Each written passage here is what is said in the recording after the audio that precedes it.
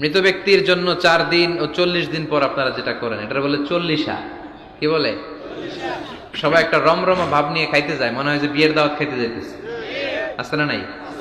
তো যে মরছে আপনি তার জন্য কাঁদবেন, দোয়াই না করবেন, এত খুশি কেন আপনাদের? আপনি খাওয়ান, খাওয়াতে দোষ নাই।